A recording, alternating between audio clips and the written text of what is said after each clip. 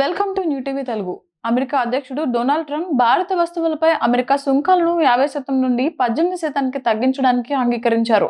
ఈ నిర్ణయం ప్రధానమంత్రి నరేంద్ర మోడీ అభ్యర్థన మేరకు తీసుకున్నట్లుగా తెలుస్తోంది. ట్రంప్ ప్రకటించినట్లుగా ఈ సుంకాల తగ్గింపు వెంటనే అమలులోకి వస్తుంది. 25% పరస్పర సుంకాలను రద్దు చేసి, అలాగే భారత్ రష్యా చమురు కొనుగోలును నిలిపివేసిన కారణంగా అమెరికా ఉత్పత్తులపై సుంకాలను తగ్గించడంలో ఈ ఒప్పందం కీలకమైనది.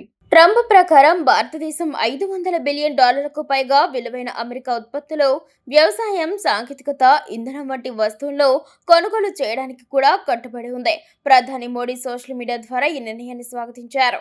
మేడ్ ఇన్ ఇండియా ఉత్పత్తులపై 18% సుంకం ఉండడం ఆనందంగా ఉందని పేర్కొన్నారు.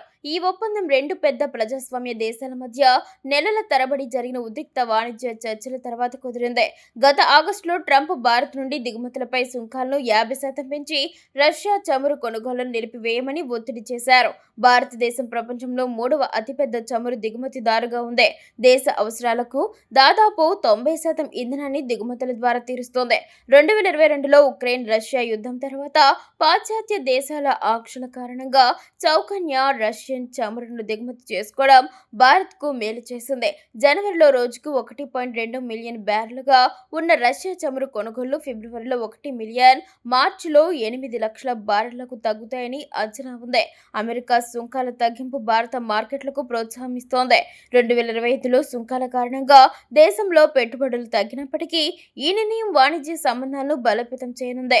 నిపుణులు ఈ ఒప్పందాన్ని ప్రస్తుతానికి సుంకాలపై మాత్రమే పరిమితంగా ఉండవచ్చని, పూర్తి వాణిజ్య ఒప్పందం కాదని సూచిస్తున్నారు.